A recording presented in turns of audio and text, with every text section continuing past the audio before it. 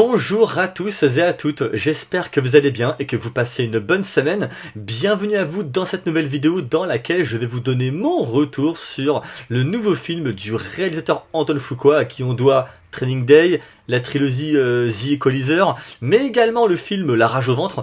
La Rage au ventre qui je trouve à l'époque était relativement passé sous les radars et que je vous invite à aller voir si ce n'est déjà fait. Et donc... Antoine Fuqua revient cette fois-ci avec un biopic et qui va être sur un artiste que nous connaissons tous. C'est une légende de la musique, c'est une légende de la pop culture et je pense que dans encore 100 ans on parlera encore de lui. Et donc je veux bel évidemment bien parler de Michael Jackson. Et voilà, ça y est, voilà, j'ai donc été le voir, bien qu'à la base, c'est pas que j'avais pas d'a priori, mais... La bande-annonce ne me bottait pas plus que ça. J'avais l'impression de juste voir, des plans que tu pourrais retrouver dans n'importe quel concert. T'as Jafar Jackson, ok, donc qui interprète Michael Jackson, mais ouais, je sais pas, ça ne me bottait pas plus que ça, mais je me suis dit, allez, comme à l'accoutumée, il faut aller se faire son avis, voir ce qu'il en est, et écoutez, je suis ressorti de la salle avec un grand sourire. Ouais, j'ai beaucoup aimé ce que j'ai vu et j'ai même été agréablement surpris. Alors par contre, avant toute chose, je tiens quand même à préciser que moi, Michael Jackson, bon, comme tout le monde, je le connais. J'ai déjà écouté ses musiques, mais après, je ne connais pas suffisamment les éléments de sa vie privée, tout comme de sa vie en tant qu'artiste, pour pouvoir par conséquent... faire un comparatif avec ce que j'ai pu voir moi dans ce biopic, donc je ne parlerai que de ce que j'ai vu. À savoir quand même au passage, c'est que dans un biopic, on ne peut pas faire tout et n'importe quoi et ce de n'importe quelle manière. Voilà, un biopic c'est pas un film indépendant, un biopic généralement ça coûte beaucoup d'argent. Celui-là notamment il sort quand même des entrailles de l'industrie hollywoodienne et il est aussi question de Michael Jackson et par conséquent on ne peut pas manier ça de n'importe quelle manière. Et donc, dedans, en tout cas dans cette première partie, parce qu'apparemment une seconde est prévue, dans le cas où ce premier volet fonctionnerait, mais je pense à mon avis qu'il va fonctionner. J'en suis même certain.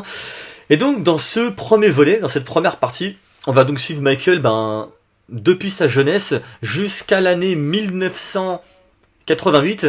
Et donc dans ce film-là, on va suivre Michael. On va découvrir son talent, en tout cas lui aussi le découvre dans cette même foulée. On va aussi voir la relation qu'il a avec son père. Voilà, son père qui a une emprise psychologique absolue sur lui, il veut se faire de l'argent sur lui. Quand Michael va sortir son premier single et va vouloir se détacher par conséquent des Jackson 5, son père n'est pas ok, mais... il a quand même essayé de chercher à capitaliser de son côté en se servant par conséquent du succès de Michael. Et voilà, et ce jusqu'à la fin. Et donc c'est par conséquent tout cela qu'on va suivre. Mais dans cette même foulée, on va suivre aussi Michael via des thématiques que j'ai trouvées de très intéressantes. La solitude. Parce que même si je connais pas sa vie par cœur, il me semble que de mémoire, sa carrière a commencé alors qu'il avait 4 ans. Vous vous rendez compte, 4 ans? Purée, 4 ans, t'es un môme quoi. T'es un enfant, tu joues même pas, t'étais même pas encore en train de jouer au Playmobil. C'est autrement dit, Michael, je crois de mémoire qu'il a pas eu une vraie vie, d'enfant, d'adolescent jusqu'au passage adulte qu'il aurait dû avoir. Il était une star quasiment, limite à sa naissance. Et donc, dans le film, on nous le fait voir, mais vous voyez, ce n'est pas un récit lourdingue. C'est pas des séquences qui s'enchaînent. Non, vraiment, c'est bien. Les prises de vue sont parfaites. La direction d'acteur est nickel. Antoine Fuqua a vraiment fait un superbe travail. J'aurais même envie de dire qu'il a fait limite un travail d'orfèvre.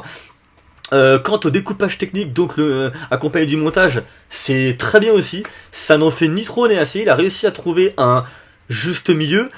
Mais surtout, je pense que vraiment la cerise sur le gâteau, c'est l'acteur Jafar Jackson, qui donc par conséquent interprète Michael Jackson et qui est tout simplement magnétique. il explose des compteurs, il bouffe la caméra, c'est waouh, j'ai été bluffé.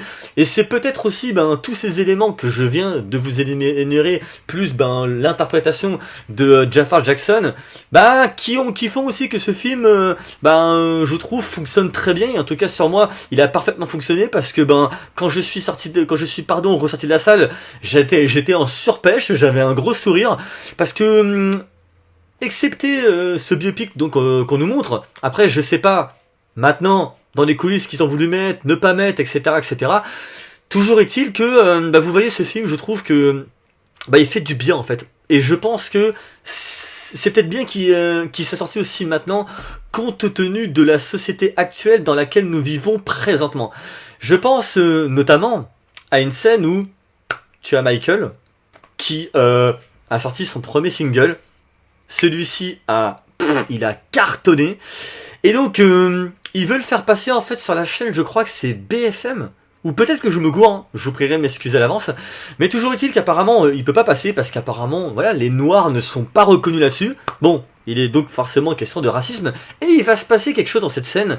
Et là, forcément, ça m'a touché parce que cet élément dont il va parler, ce qu'il va dire, fait partie...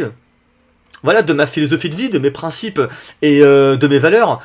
Tout comme, je trouve aussi que c'est un fléau qui se joue dans la société, dans notre société actuelle, et non seulement, c'est placé à l'écran, mais de la manière dont Antoine Fuqua va également l'exploiter, j'ai eu un gros sourire parce que j'ai trouvé que ça faisait, voyez-vous, beaucoup de bien.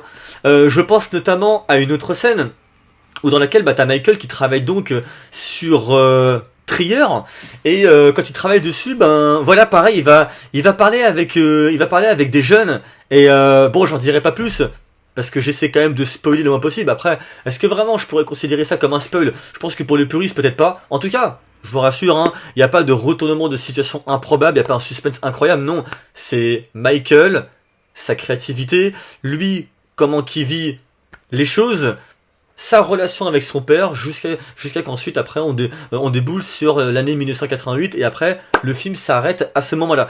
Toujours est-il que lors de cette scène-là, moi j'ai trouvé qu'il y avait vraiment de très belles choses, et même ce film en lui-même, il dégage une très belle vitalité, ça respire, oui, ça respire la vie, ça respire la beauté. En fait, quand tu ressors de ça, ce film-là serait presque limite une forme presque d'antidépresseur. Et pourtant, Antoine Fuqua il a quand même dans son sang, dans sa mise en scène, c'est quand même un réal qui est assez dark.